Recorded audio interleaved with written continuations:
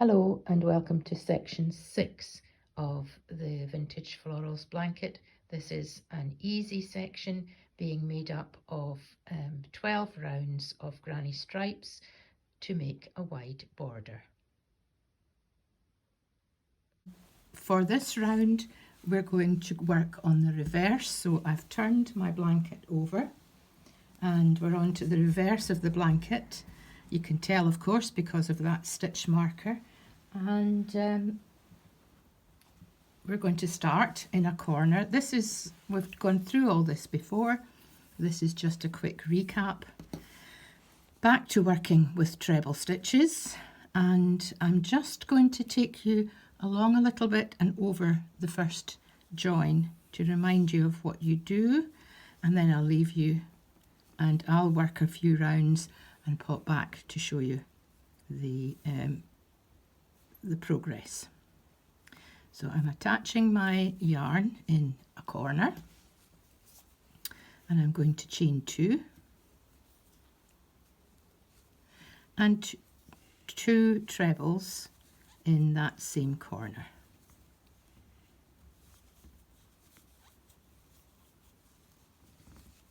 Lots of shadows on my videoing tonight because I'm actually working in artificial light. We've had no daylight to speak of today and it's just been a bit depressing, but I'm doing my best to give you, I think I'll move this nearer to the light if I can, to give you as bright an image as I can. Right, so we've done the 2 trebles and I'm going to treble 3 in the next space. This will be like second nature to you now. Our granny stripes. So that's 3 trebles and then 3 in the next group of spaces before we get to that corner. So I'll try and get through that as fast as I can.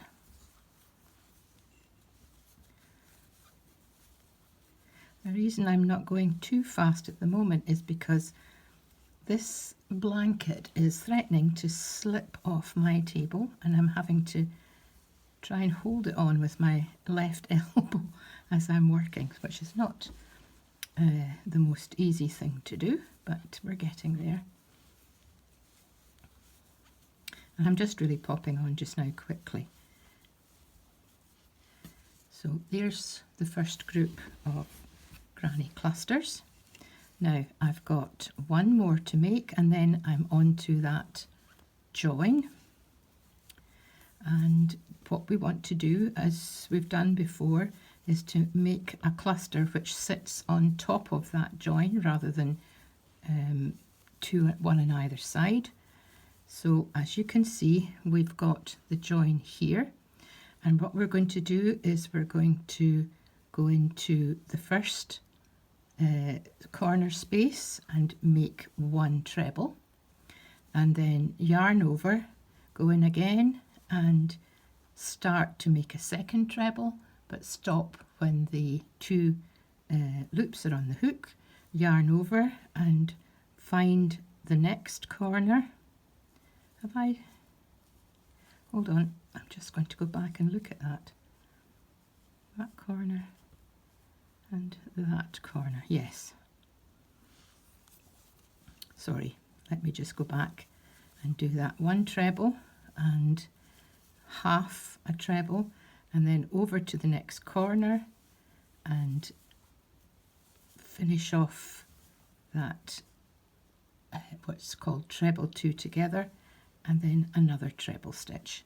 Again, it's explained quite clearly in the section 3 video. That's actually quite a messy one. I think there's been a mistake in the, or maybe not a mistake, but a loose bit, which maybe we'll have a look at in a minute, but I'll continue along here and along to the next one, and hopefully that will give you a better look at what I'm doing, because even the best of us can make mistakes.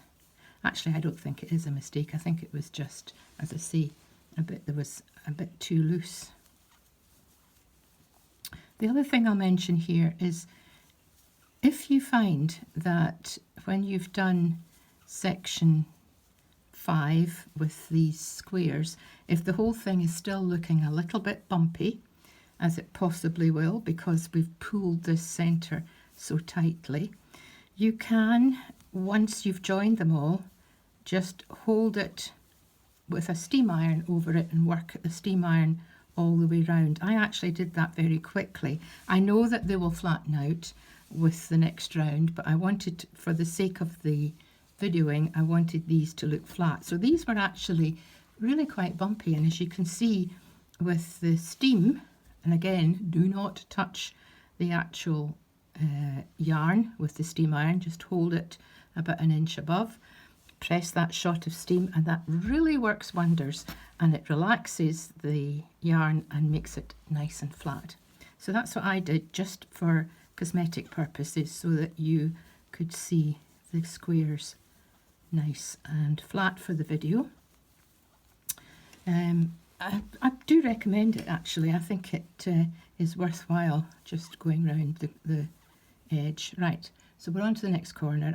I've trebled one, and I've started my second treble, and then I'm going into the next corner and pulling the yarn through and pulling it through the first 2 loops, and then again and again, and then finishing off with the next treble.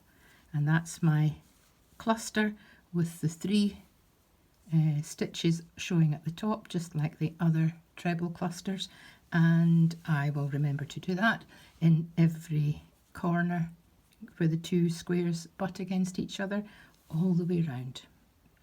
I'll pop back when I've done this complete first round and tell you the count of trebles for it, and then I'll start off the second round and then pop back when we're further on. So I'll see you in a minute. I've now gone all the way round with the first round of cream, and there are 61 clusters along each side, which includes the clusters in the corner. So it's 61.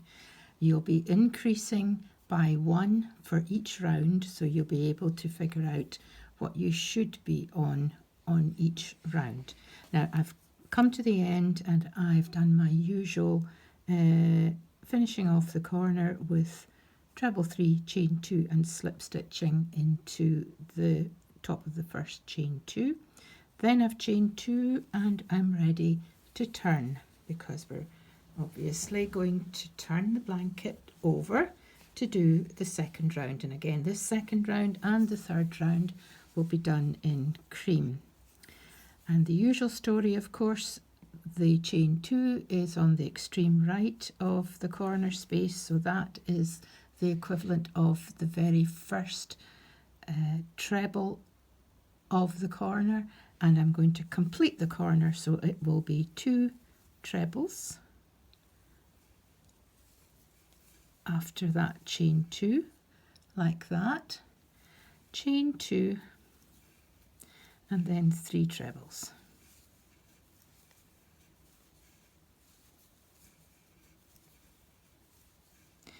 And the only thing to bear in mind is that when you come to this one where we've jumped over the corner, over the 2 corners, and we've put a cluster on top of the corner, just treat it as one cluster. So you'll do your 3 trebles in here and then 3 trebles in here, and that keeps your count right. I had a look at that first one that I did on this first round back there. There wasn't a mistake, it was just slightly loose, but I've managed to pull it a little bit tighter, so it's all good now. So I'll continue with these. I'll pop back when I've done a few more rows. We move on to, I think it's the batik rows after those 3 rounds of cream, and then there are several other colours before we get to the 11th round. So I'll see you later on.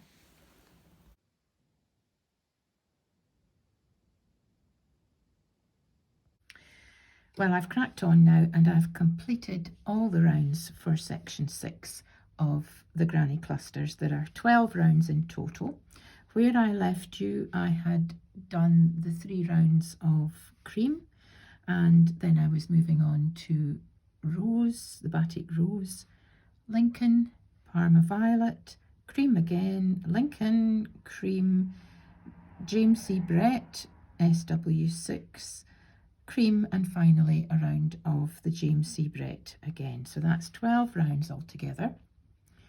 They're turned after every round, so that helps to make them straight as this, as straight as this, and to lie nice and flat. And with the last round is right side uppermost. You're looking at the blanket just now on the front side of the blanket. We can tell that, of course, by the stitch marker in the middle and the fact that all the joins are done on the front, so the little ridge on the joins is always on the front. So this is the side that we'll be joining the next section to. There were 61 clusters of granny trebles in the first round, so we increase by 1 after each round, so we can count down the 12. That was 61. There'll be 62 in this one, 63, 64, 65, 66, 67, 68, 69, 70, 71, and the last round will have 72 clusters. That includes the ones in the one in the corner for each side. So 72 along each side. And that will mean that our next section, section 7, which is back to working with granny squares, will fit neatly along the edge. So I'll be back with my next video tutorial for section 7, and that will be the last round of granny squares. So I'll see you then. Bye for now.